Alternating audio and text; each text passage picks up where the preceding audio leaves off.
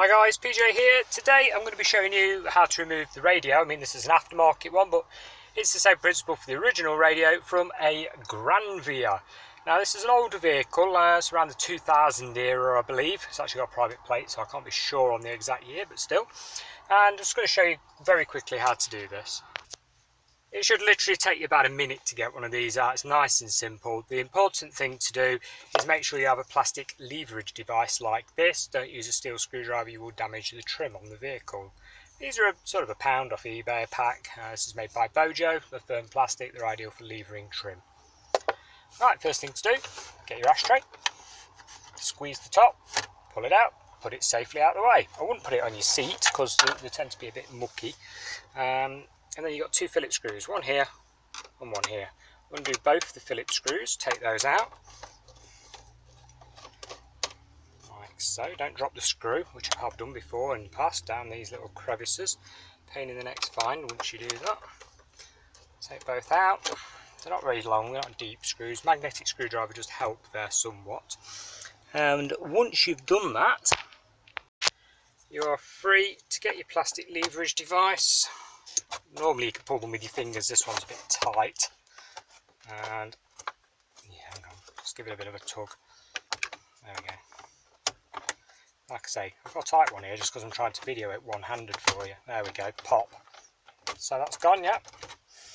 Across to the other side, pop, like so. You notice it's now started to move, and it's on little clips all the way around. Just give it a bit of a tug. Like I say, gently, you don't want to damage anything. Sometimes getting parts for these older ones can be quite tricky, especially the same colour. There we go, ease it round. And eventually when you've popped it, you've got some clips there at the top, look. Just sort of ease it forward as such like that. You've got a pinch clip there to remove the hazard warning light cable connector. Just up there, so you just squeeze it and pull and it will come adrift. You got your cigarette lighter connector just there and another one to pull off as well. They are literally a pull connection, so we'll just go and disconnect all those. To trim out of the way safely, you've then got access to 4 mounting screws. One here, one here, one here, there we go, and here and here. Undo all 4 and slide your radio forwards.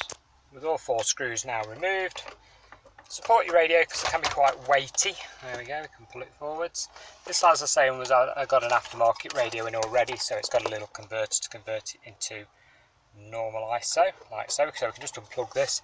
Important thing to do is take these brackets off the side. You are going to need them for your new radio, if that's what you're doing, if you're putting a new radio in. And screw them on, obviously, where they came off from this one. Just pop that back in there because it's quite weighty. And that's it, guys. It's as simple as that. That's how you remove the radio from a Granvia. So if you've got any questions at all, pop them in the comments below. If this was of any help whatsoever, leave me a thumbs up.